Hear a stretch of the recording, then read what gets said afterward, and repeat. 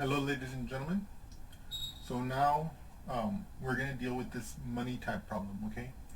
So basically, let's read it together, and then we're gonna work it out, and then we're gonna analyze it.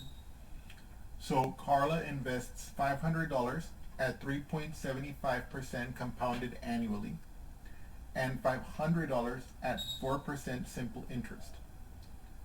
How much is in her accounts at the end of 5 years? And then we're going to graph the balances so that we can see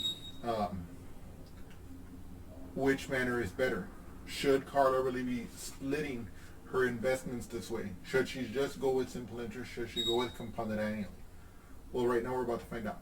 So let's get started. So first of all, whenever we're talking about simple interest, okay,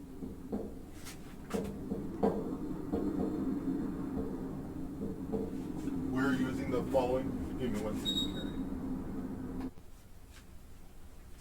So whenever we're dealing with simple interest, we're dealing with the following formula. I equals to P R T, where this is the interest earned, this is the principal invested, okay? This is the interest rate as a decimal.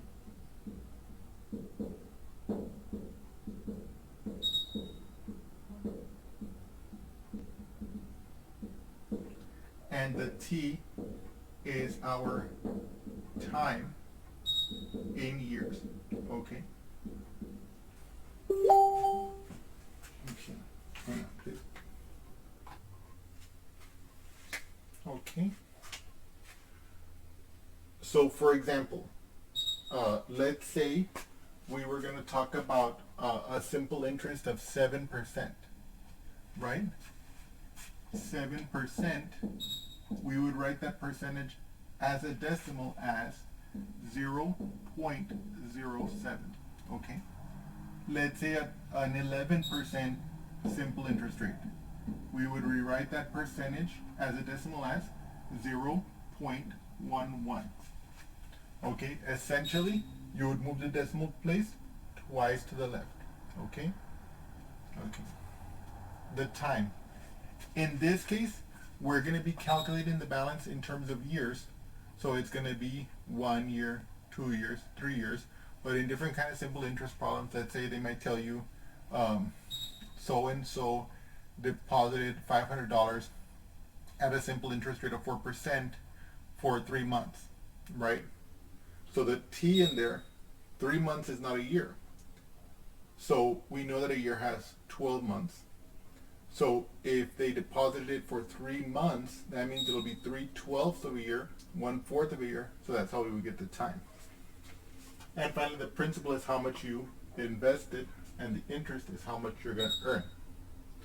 So now, I wanted to discuss this formula with you briefly because I now want to show you how much Carla, in this case, is going to have at the end of 1 year, and then at the end of 2 years, and so on, under the simple interest situation. But before I do that, I want to show you something important.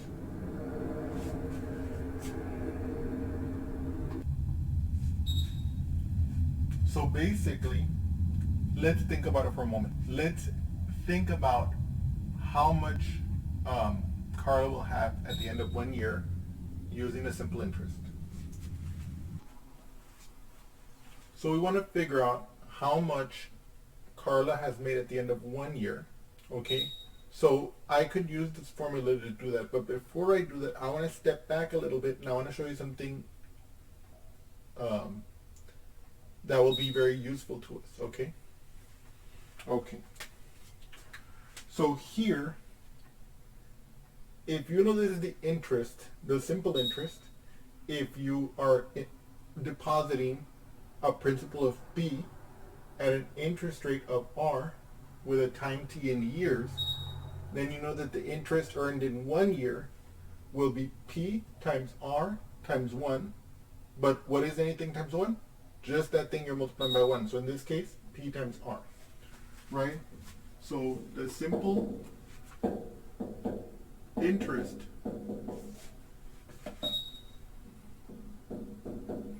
earned in 1 year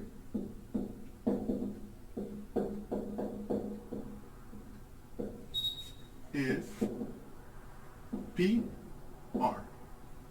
Okay. We're about to use this fact right now.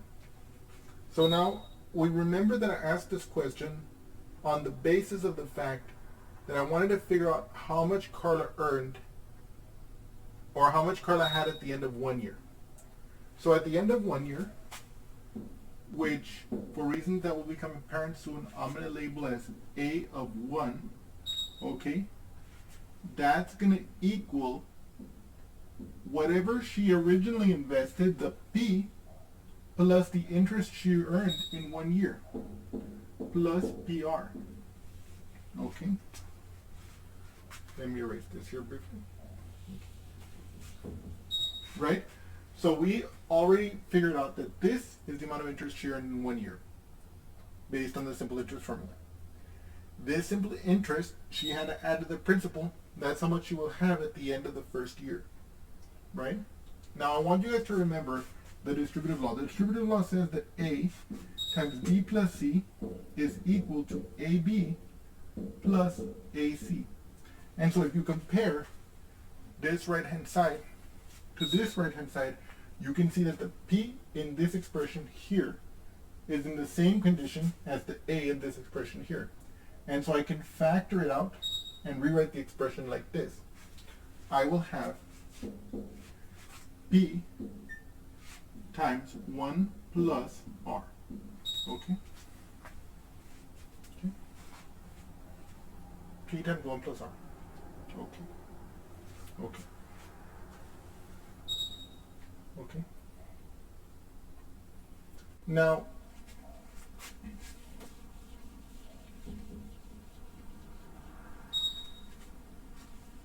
let's assume now that we want to figure out how much interest she would earn using the simple interest in 2 years.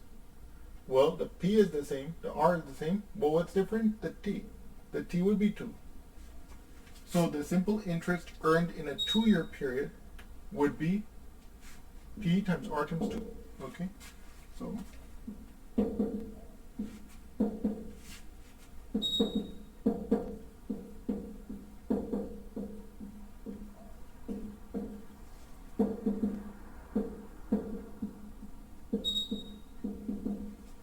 let's call that A of 2. And it's going to be P, the original principal, plus the P times R times 2. We can rewrite this as P plus 2PR. And we could rewrite this as P times 1 plus 2R in this case. Okay?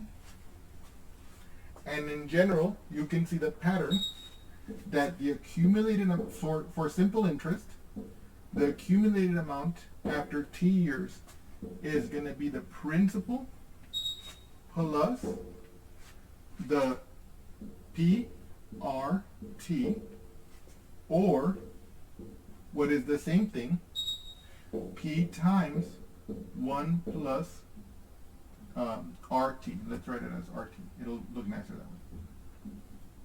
that way. Okay? But if you look at it like this, it's very clearly a linear equation with a slope of PR and with an intercept P. Okay? Okay? Okay. So now that we've analyzed this, we are now prepared to make a table for Karla's simple interest account. Okay? For the 5 years.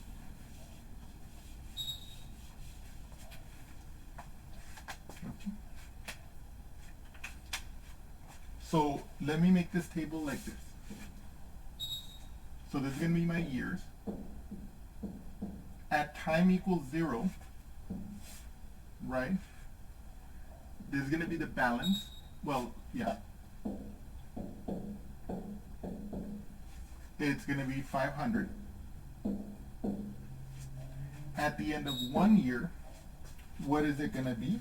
It's going to be 500 plus 500 times, the simple interest is at 4%, so 0.04 times 1 year, right? So let's use this expression, okay, just to make our lives easier. So this will be 500 plus 500 times 0.04 times 1. Okay? And if you put that into a calculator, here you kind of need a calculator. Well, not really. I mean, let me see here.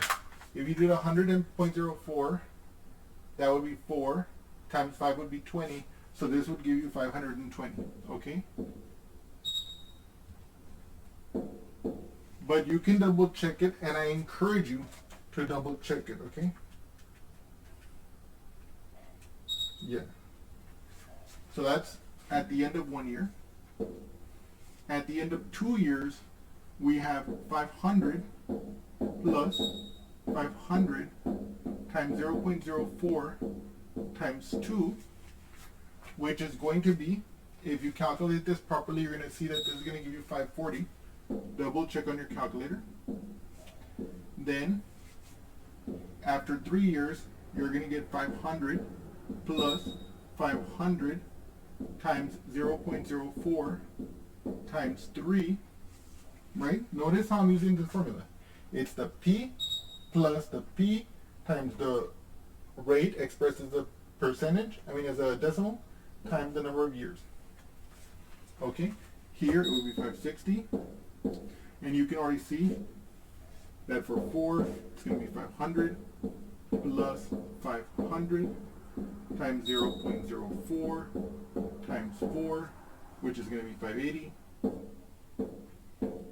And over here at the end of the 5th year, it's going to be 500 plus 500 times 0.04 times 5, and that's going to be 600. Okay, just double check that here.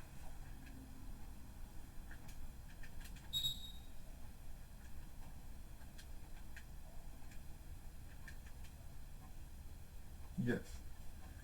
Okay, so what I'm going to do here is I'm going to summarize that here for later when we're going to graph these, okay? But so this is how you get the balances at the end of each of the years for the simple interest account. Now here I'm going to talk about the compound interest. So the general formula for the compound interest is going to be like this. It's going to be the future value equals the present value times 1 plus the interest rate divided by the number of compounding periods n raised to the number of compounding periods n, number of compounding periods per year, times the time in years. Okay. So the future value is going to be, let me just label these.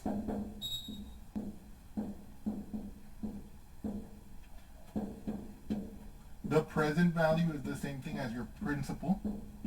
Okay.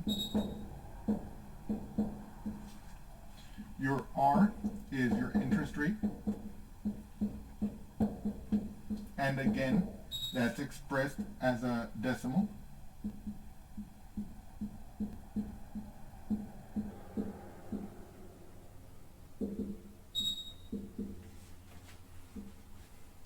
You have your N, the number of compounding periods.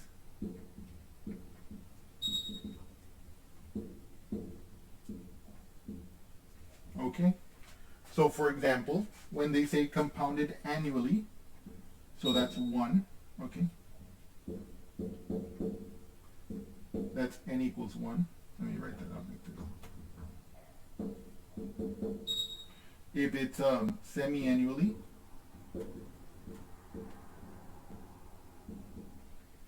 that's n equals 2. Quarterly, that would be n equals 4. Then you could have monthly, n equals 12. And you could have daily, n equals, depending on the situation, either 365 or 360. For a situation like that, you would have to look at the particular problem that you're looking at, because some problems will expect you to use 365 as the number of days in a year, and some problems will ask you to use 360 as the number of days in a year. Now, I know a year does not have 360 days, but this is there's a special convention whereby in certain scenarios for these kind of calculations, a year can be considered to have 360 days, okay? Okay. But anyway, so in those cases, daily can mean either 360 or 365, depending on the problem. Read carefully. Okay? But with this, we can go a long way, and this is good enough for us to solve this problem. In this case, that tell us that she is investing $500 at 375% compounded annually. Now, I want you to notice something. If we're compounding annually, n equals 1, and this formula, okay, so for annual compounding,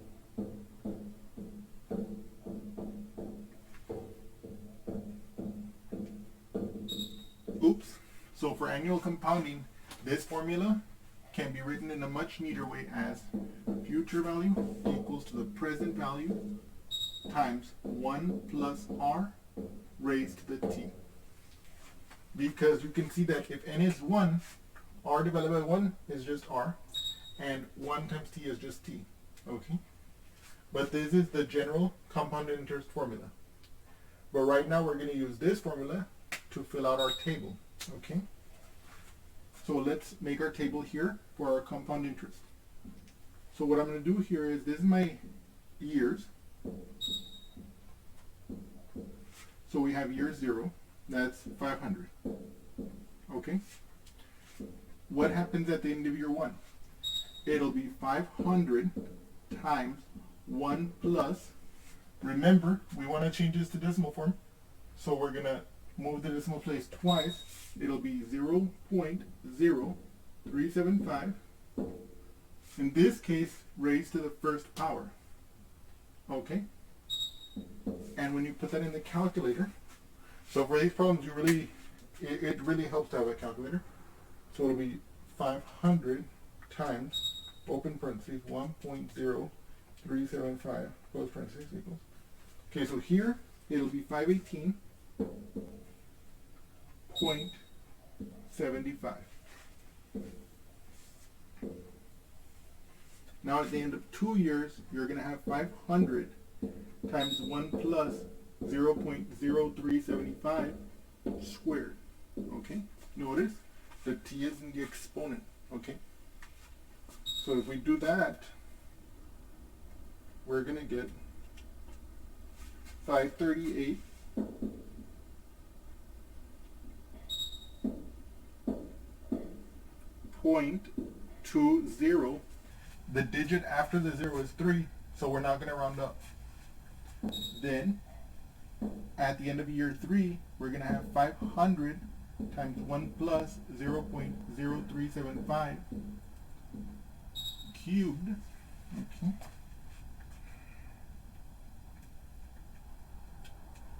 And that's going to give you 558.39.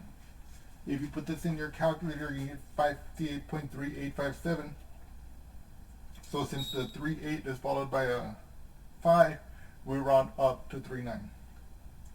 Then in the 4th year, okay, we're going to get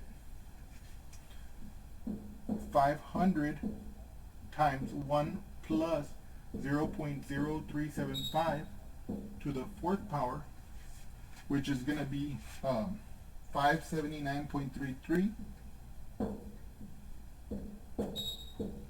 And then finally, in the 5th year, we're going to get 500 times 1.0375 to the 5th power, and that's going to be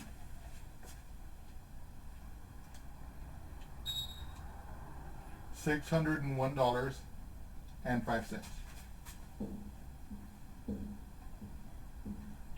And again, remember, so here it's actually in the calculator, it's actually 601.0499, blah, blah, blah. But because the second decimal, it's 0.04, and the decimal afterwards is a 9, so I'm going to round up that 4 to a 5. Okay? So this is with our compound interest at 3.75%. So now I'm going to copy those values here into this table, and we're going to graph that. Okay.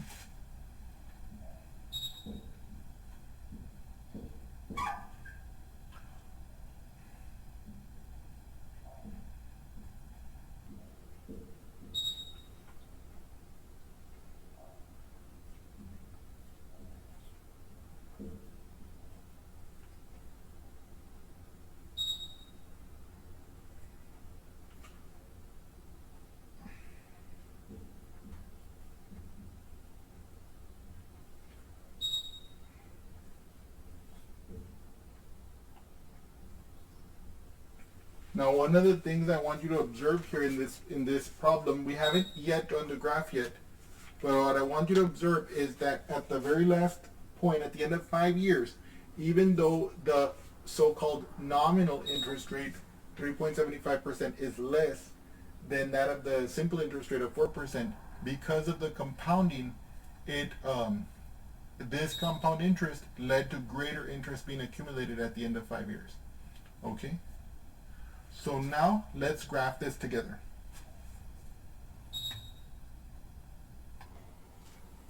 So now, look, here the years, we only have to go from 0 to 5. Now the y's, let's look at the y's. 500 to basically 600, okay? And roughly separated by 20s. So if we think about how we're going to draw this graph, we can basically do it like this. I can make my y-axis like this. Okay. I can put my x-axis like this. This represents my time in years. Okay.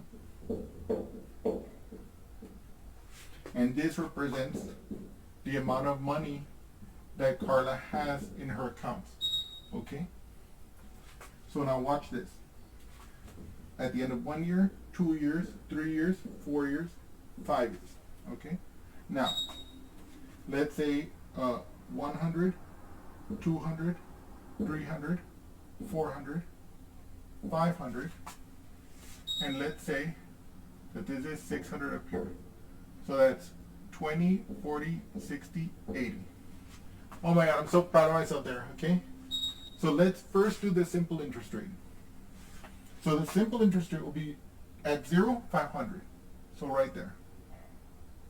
At 1, it'll be 520. I'm sorry that I'm going to get in the way of this drawing, but you know. At 2, it's going to be 540. At 3, oops, it's going to be like 560. I believe I'm nailing that. One maybe a little bit lower. Okay. At 4, it's going to be 580. And at, yeah, that's it.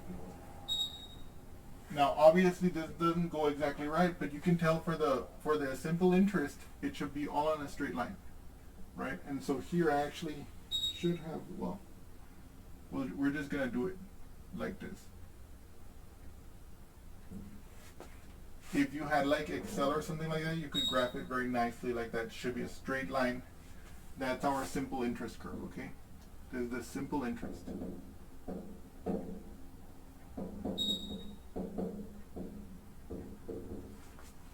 Now, what about the compound interest? 500, okay, it matches right there. 518.75, it's still going to be a little bit lower, okay? So it's going to be, let's say down here, 538, so it's also a little bit lower, okay? 558, still a little bit lower. 579, a little bit lower here. 601, a little bit above it, okay?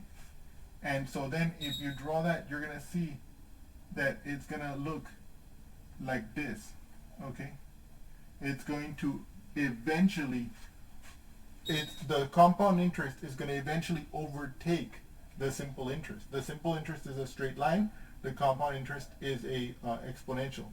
So now that's the graph. Okay, obviously it's ugly, but if you were to zoom in here, what you would see, okay, let me do it outside of the graph so that you're not confused about it. I have to promise you, this is the worst graph I've ever done. I'm so embarrassed, but I know that now that you know what's going on there. But anyway, so now how would that look like in an idealistic sense? It'll look like this. Okay, that's our line representing our simple interest. Right? That's our line representing our simple interest. And here, I'm going to exaggerate this to make the point. I'm exaggerating it to make the point, but that's my exponential representing my compound interest. Okay? That's my simple interest, that's my compound interest. And this point is where the compound interest takes over. Okay, that's how that's supposed to look, but here they're so close together that it's hard to see the separation. But this is the way it's supposed to look, okay? In any case, I hope you've enjoyed this example. Thank you so much.